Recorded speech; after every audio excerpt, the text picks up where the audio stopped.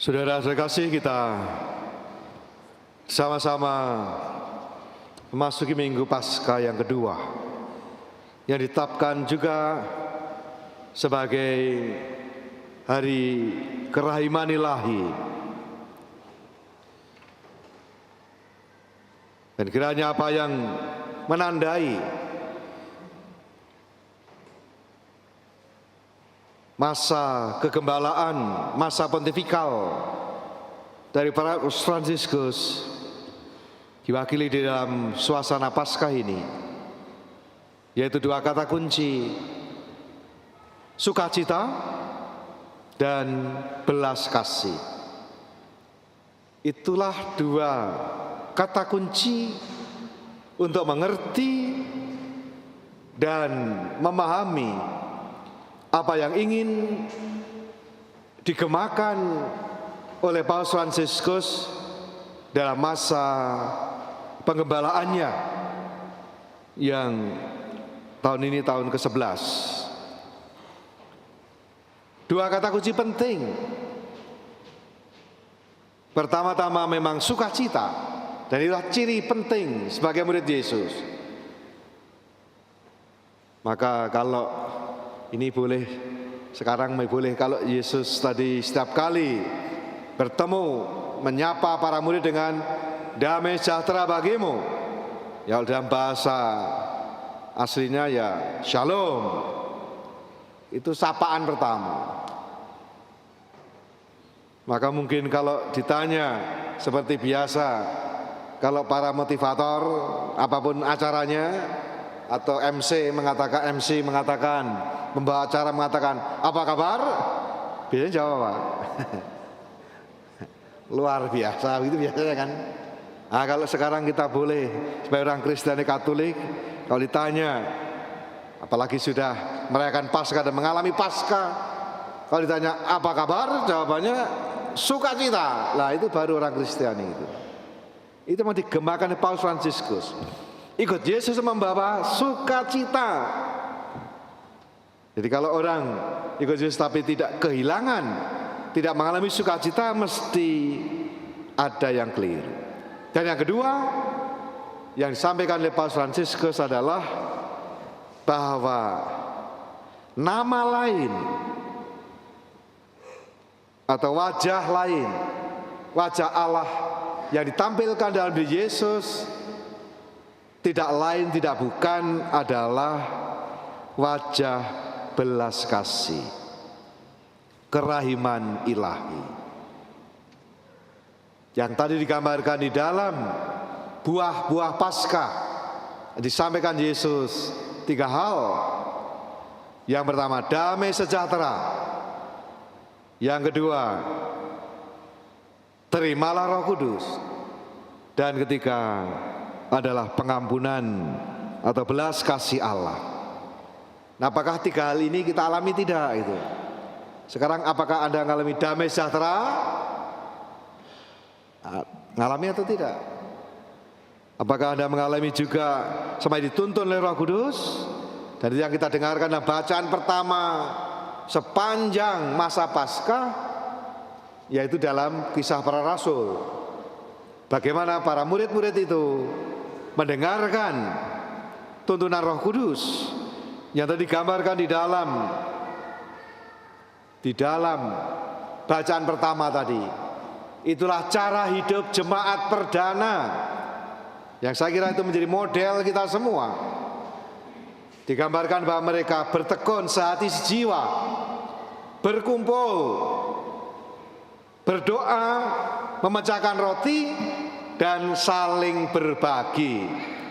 Nah, itulah cara hidup jemaat perdana yang mestinya juga kita hidupi, yang digambarkan tadi, sehingga tidak ada yang berkekurangan. Tidak ada yang berkekurangan karena apa? Semua memiliki kerelaan dan kemurahan hati berbagi. Dan itulah kunci dari cara hidup jemaat perdana. Tadi yang kita dengarkan dalam bacaan Injil hari ini apa? Thomas absen, maka nggak ketemu Tuhan.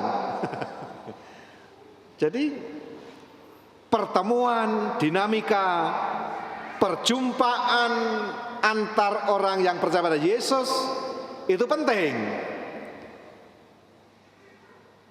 Tadi dikatakan Thomas nggak hadir, dan ketika kita melihat Tuhan kagak percaya, ya kamu nggak datang. Jadi ini penting bagi kita semua apa? Kalau Anda berkumpul, Anda berhimpun seperti jemaat perdana, berdoa, memecahkan roti, pertama-tama dengan Anda berkumpul hadir, kita menghadirkan Tuhan. Karena ini mengatakan di mana 2 orang atau lebih berkumpul dalam namaku, aku hadir. Kalau semua ini nggak ada, ya nggak, Tuhan nggak hadir. Kerelaan kita, kesediaan kita hadir bersama, itu membuat perjumpaan kita ini bukan sembarang perjumpaan, tapi perjumpaan yang menghadirkan Tuhan. Itu pentingnya. Maka orang bertanya, ya kan berdoa bisa di mana aja, di rumah juga bisa. Ya bisa, benar. Tapi kalau Anda berkumpul bersama, Anda menjadikan gereja hadir. Sehingga kalaupun bangunan itu nggak ada, tapi karena ada orang berhimpun dalam nama Yesus, mendengarkan sabda dan memecahkan roti, gereja hadir, Yesus hadir. Maka kita hidup dalam komunio, komunitas. Maka tanda kita bersatu, bersama, bersekutu, tandanya apa? Komuni, ya. Kita bersekutu, kita komunio, menjadi satu. Jadi kepentingannya kita berhimpun ini adalah membuat bahwa gereja hadir. Gereja adalah siapa? Gereja adalah jemaat orang-orang yang percaya kepada Yesus. Maka dalam satu kesempatan Yohanes Paulus kedua Santo menegaskan bahwa hari Minggu adalah hari Tuhan. Beliau sampai membuat sebuah dokumen tahun 98 untuk menjadikan hari Minggu sungguh istimewa bagi kita sebagai orang Katolik dan orang Kristiani. Santo Irenaeus mengatakan, Sunday is the day of the resurrection. It is the day of Christian. It is our day. Maka hari Minggu, nah Anda tahu nggak hari Minggu kenapa disebut hari Minggu? Bahasa Latinnya Dies Domini, hari Tuhan. Orang Portugis mengatakan Dies Domingo. Nah, karena Portugis yang datang ke sini awal-awal sebelum VOC dan Belanda, maka sering bertemu, mereka berdagang dan mengatakan Dies Domingo. Wah, ini telinga Melayu mulai berubah nih ucapannya. Jadi Domingo, Minggu, donya hilang jadi Minggu. Apa gitu ceritanya? Serius ini. Sebabnya kita hari Minggu, lengkapnya hari Tuhan, tapi menjadi hari Minggu. Hari Tuhan. Nah sekarang kalau Anda perhatikan beberapa media, beberapa surat kabar, beberapa usaha diberi nama bukan Minggu lagi, diberi nama apa? Ahad. Ahad itu bahasa Arab, berarti hari pertama. Jika orang kita harus hari Minggu, hari Tuhan. Ya benar juga kalau yang lain mengatakan ini hari Ahad atau hari pertama, ya benar juga gitu. Tapi bagi kita memaknainya adalah hari Minggu, hari Tuhan, hari yang kita dikuduskan. Dan kita bersama-sama berhimpun. Maka dalam surat apostolik Dies Domini, Yohanes Paulus kedua Santo itu menyebut ada 3 nama, ada beberapa nama, 5 nama dari hari Minggu itu. Pertama-tama adalah Dies Domini, hari Tuhan. Merayakan bagaimana Tuhan pada hari ke-7 beristirahat, mensyukuri, bersyukur atas karyanya. Tuhan aja istirahat gitu ya. Jangan kerja terus. nggak ada habisnya itu kalau mau kerja. Ada saat hening, saat break. Dies Domini. Yang kedua adalah Dies Christi. Hari Kristus. Kenapa? Hari Minggu bangkit. Maka Paskah selalu hari Minggu, bukan hari lain. Hari Minggu. Juga adalah yang ketiga, Dies Ecclesiae. Hari gereja, di mana kita merayakan, berkumpul, berhimpun, bersekutu, mendengarkan sabda Tuhan, merayakan Ekaristi. Seperti diceritakan, mereka setiap kali berkumpul. Yang keempat adalah Dies Hominis. Hari manusia. Manusia bukan robot. Manusia bukan mesin.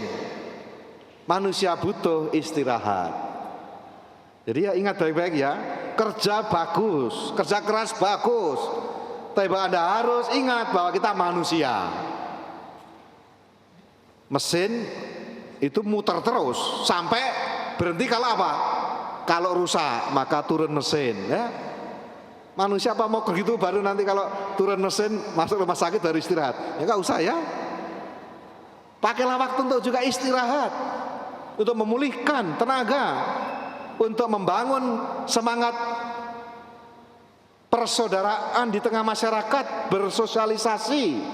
Juga kesempatan kita untuk waktu bersama keluarga. Dan juga adalah hari Dies Dierum. Ya, sehari-hari. Karena Tuhan hadir dalam setiap kesempatan dalam hidup ini. Maka mari kita gunakan ya. Hari Minggu, hari Tuhan itu banyak maknanya, termasuk untuk diri kita. Kita sehat kalau kita tidak hanya kerja. Tapi menikmati hasil kerja dengan sehat itu boleh dan baik. Liburan dan hiburan sehat. Yang nggak boleh apa? Hiburan yang tidak sehat itu malam Paskah ya. Yang nggak boleh itu. Tapi liburan dan hiburan yang sehat, silahkan. Kita manusia menikmati hidup ini sehat. Jadi kita diingatkan bahwa banyak dimensi dalam hidup ini. Maka kita diajak untuk sungguh-sungguh mensyukuri atas hari yang diberikan kepada kita semua.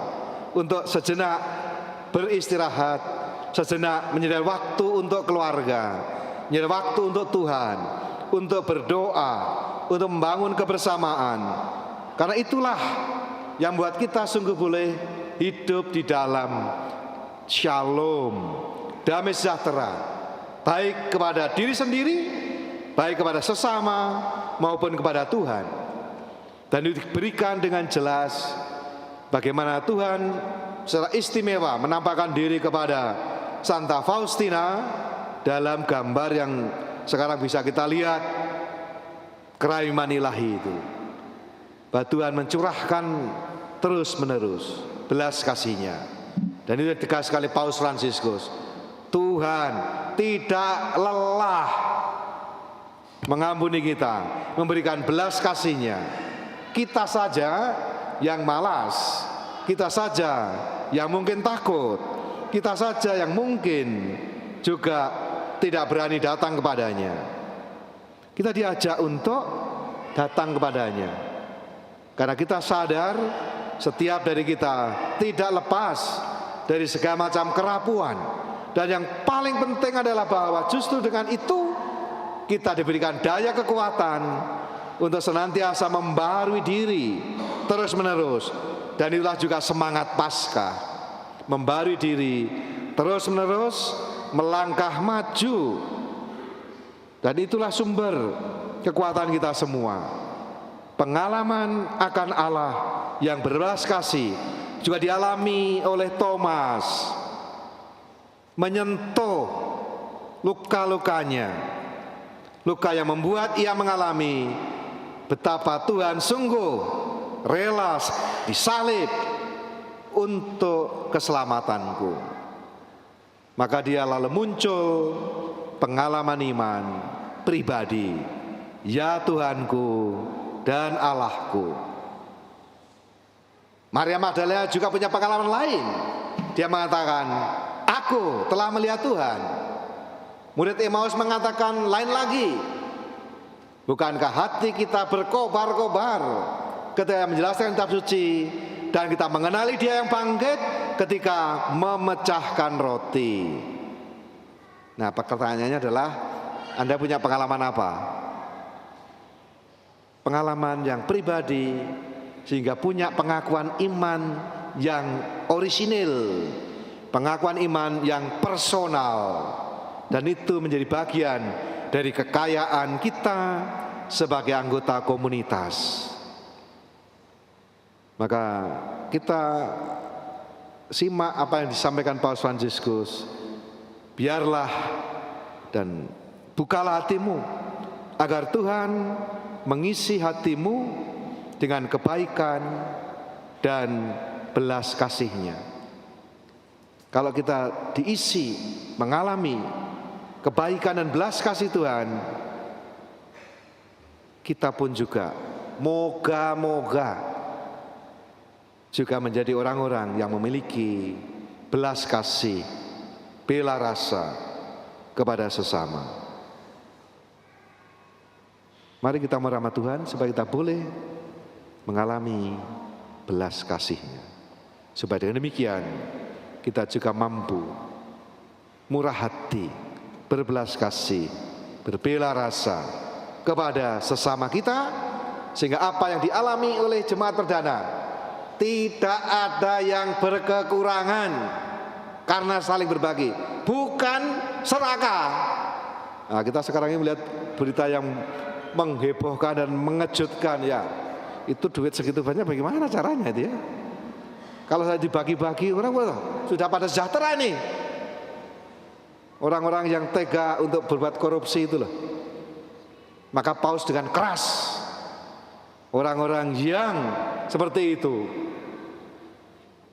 sebaiknya keras, kata-kata Paus Fransiskus, udah digalungi batu kilangan ke laut aja, tenggelamkan gitu. Karena membuat banyak orang menderita gara-gara serakah. Ya, moga-moga kita orang Kristen ini jangan gitu ya. Seperti jemaat perdana, berbagi satu sama lain sehingga tidak ada yang berkekurangan. Itu baru insan-insan Paskah, insan-insan Ekaristi.